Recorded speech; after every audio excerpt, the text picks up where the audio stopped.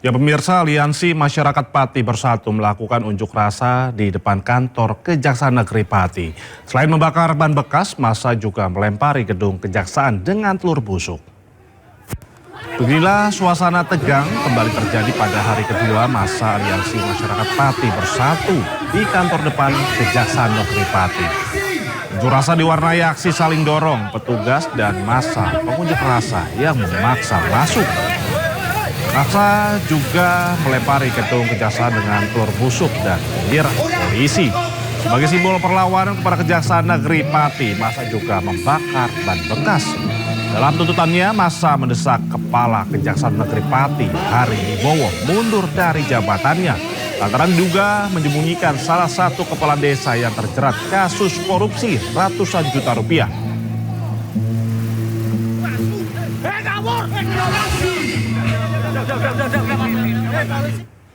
Ya pemirsa, tim 9 Kejagung kembali memeriksa 7 orang saksi dalam kasus pencucian uang yang menjerat mantan Jampitsus Febri Adriansyah. 4 diantaranya penyidik kepolisian.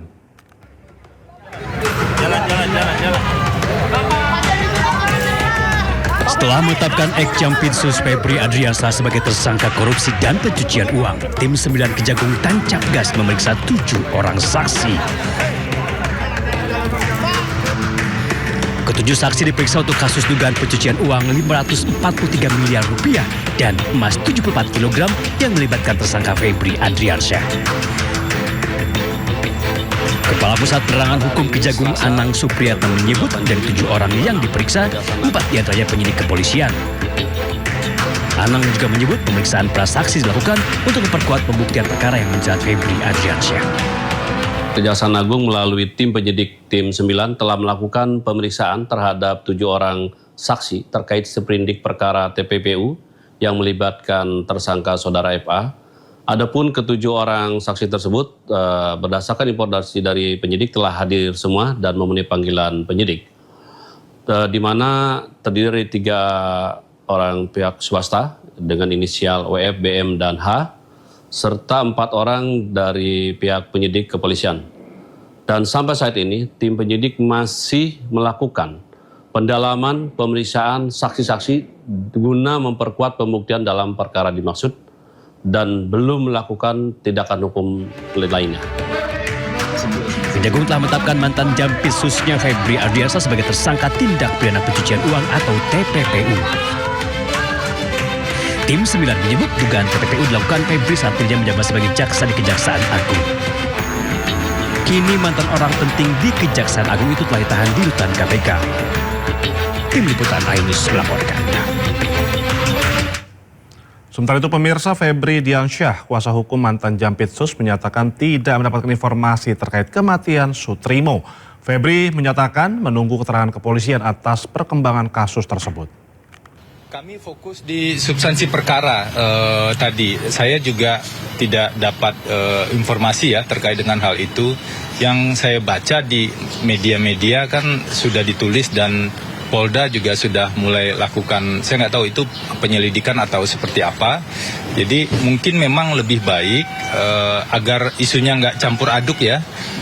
Lebih baik kita tunggu saja bersama-sama informasi resmi dari Polda, karena kami ini kan advokat untuk perkara di Kejaksaan Agung.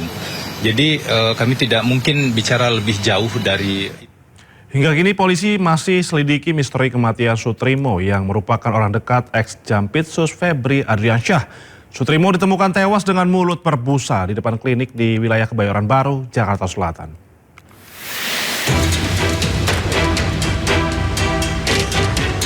Polda Metro Jaya terus mendalami penyebab kematian Sutrimo.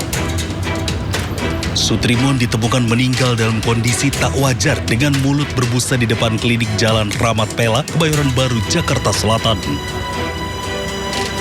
Meski belum menerima laporan resmi terkait kasus ini, namun polisi tengah menyelidiki dan mengumpulkan bukti baik di TKP maupun pencarian bukti dan informasi di sepanjang lokasi terkait kasus ini. Nah, Polda Metro Jaya pasti akan mendalami informasi sekecil apapun, apalagi terkait tentang hilangnya nyawa seseorang. Apakah itu wajar atau tidak wajar? Ini masih didalami. Pasti nanti kami akan sampaikan kepada teman-teman sekalian update terkini. Tapi yang paling utama adalah kami berterima kasih ada informasi ini berawal dari teman-teman media ataupun penggiat-penggiat media sosial. Sekecil apapun informasi pasti akan didalami oleh Polda Metro Jaya. Sebelumnya, Kamis minggu lalu, Sutrimo ditemukan warga dalam kondisi tak sadarkan diri dan mulut berbusa di halaman klinik Morden. Korban sempat dilarikan warga ke Rumah Sakit Muhammadiyah di Taman Puring, Kebayoran Baru, namun nyawanya tak tertolong. Dikabarkan sebelum meninggal, Sutrimo sempat menelpon saudaranya dan mengeluhkan sakit di bagian lambung. Dari Jakarta, tim liputan Ayus melaporkan. Kita ke informasi lainnya pemirsa, Bupati Pemalang Anom Widiantoro dan 20 orang lainnya terjaring operasi tangkap tangan KPK. Selain mengamankan puluhan orang, KPK juga mengamankan barang bukti uang tunai 2 miliar rupiah. Bu, kemana, Bu? Komisi Pemberantasan Korupsi KPK melakukan rangkaian operasi tangkap tangan atau OTT yang turut menjaring Bupati Pemalang Anom Widiantoro dan 20 orang lainnya. Dalam operasi ini KPK juga mengamankan barang bukti uang tunai 2 miliar rupiah. Juru bicara KPK Budi Prasetyo mengatakan uang tunai yang disita merupakan barang bukti yang didapat dari 3 lokasi penangkapan di Jakarta, Kabupaten Pemalang, dan juga Kabupaten Purworejo. Budi menjelaskan operasi senyap ini diduga berkaitan dengan penerimaan dari proyek yang diterima Bupati Anom. Penerimaan itu diduga berkaitan dengan proyek di lingkungan pemerintah Kabupaten Pemalang hingga dalam jual beli jabatan. Di mana dalam rangkaian peristiwa tertangkap tangan tersebut, tim mengamankan sejumlah 21 orang, 5 orang diamankan di Jakarta, 15 orang diamankan di Pemalang, dan 1 orang diamankan di Purworejo. Adapun dari 21 orang tersebut, nantinya 12 orang akan dilakukan pemeriksaan lebih lanjut di gedung KPK Merah Putih. Dari 12 orang tersebut, 5 diantaranya yang diamankan di Jakarta saat ini sudah dilakukan pemeriksaan di Gedung Merah Putih. Sementara itu pemirsa, 7 orang yang diperiksa KPK di Mapolres Pemalang dibawa ke Jakarta menuju gedung KPK. Salah satunya istri Bupati Pemalang, Nur Faizah Mainovi. Nur Faizah mengenakan rompi putih bersama 6 orang lainnya naik ke dalam bus setelah 18 jam diperiksa KPK. Selain Nur, Faizah turut dibawa Camat Pemalang, Prasetyo Widiantmoko, orang kepercayaan Bupati, Haris Jayantaka, Kepala Dinas PUPR, Joko Tri Asmoro, dan Ajudan Ketua Tim KK, Vera, serta Kepala Bagian Umum Setda, Eko Daryanto. Setelah sejumlah pejabat lainnya yang sebelumnya diperiksa diperbolehkan pulang. Sejumlah pertanyaan diajukan penyidik berkaitan dengan identitas, tugas pokok dan fungsi, serta sejumlah kegiatan dan proyek yang dilaksanakan dinas yang dipimpin.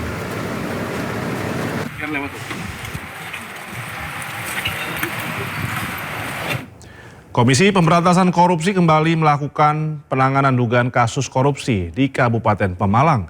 Kantor Dinas PUPR dan 2 unit rumah disegel. Petugas KPK menyegel kantor Dinas Pekerjaan Umum dan Penataan Ruang Kabupaten Pemalang. 2 rumah di Perumahan Mutiara Residence, Kelurahan Mulyoharjo juga disegel.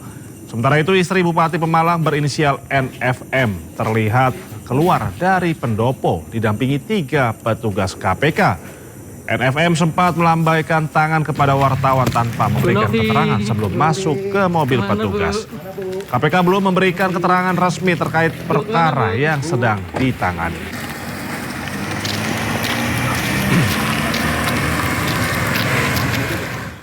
Kita ke informasi lainnya pemirsa, Badan Gizi Nasional tengah siapkan ekosistem digital yang memungkinkan masyarakat ikut memantau pelaksanaan program makan bergizi gratis. Kepala Badan Gizi Nasional Sudaryono mengatakan platform digital ditargetkan mulai dapat diakses publik, khususnya orang tua siswa pada pekan depan. Platform itu nantinya akan memberi akses informasi secara langsung mengenai menu makanan yang diterima peserta didik di sekolah. Melalui sistem tersebut, orang tua dapat mengetahui menu MBG yang disajikan setiap harinya lengkap dengan informasi kandungan gizi. Selain itu, masyarakat juga dapat mengetahui lokasi dapur Satuan Pelayanan Pemenuhan Gizi yang menyiapkan makanan untuk sekolah. Kami akan umumkan di momen berikutnya, ya, bagaimana publik bisa ikut terlibat mengawasi menu MBG ini, mengawasi makanan yang dibagi ini. Kami harapkan per minggu depan kami harapkan akan bisa diakses oleh seluruh orang tua siswa. Jadi orang tua siswa bisa mengakses by system, itu kemudian anaknya sekolah di mana, karena sekolah itu dapat makan MBG yang menunya apa, dan kemudian menu itu dimasak di dapur yang mana, dan kepala SPPG-nya siapa. Jadi pihak terkait atau stakeholder bisa mendapatkan informasi itu. Dalam hal ini, pemerintah memastikan program MBG tetap menjadi salah satu program prioritas nasional meski terjadi pergantian kepemimpinan di BGN. Di bawah kepemimpinan baru, pemerintah akan memusatkan perhatian pada peningkatan kualitas layanan.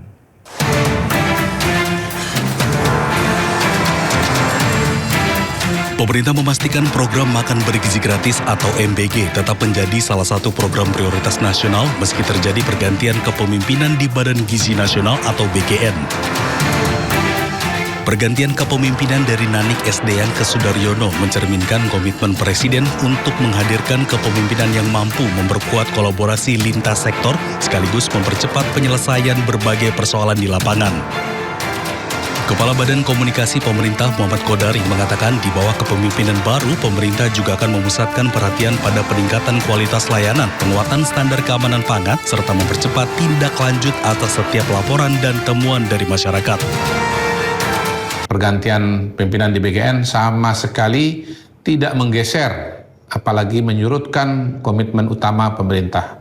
Program MBG tetap dan akan terus menjadi investasi terbaik kita untuk menjemput cita-cita besar Indonesia Emas 2045.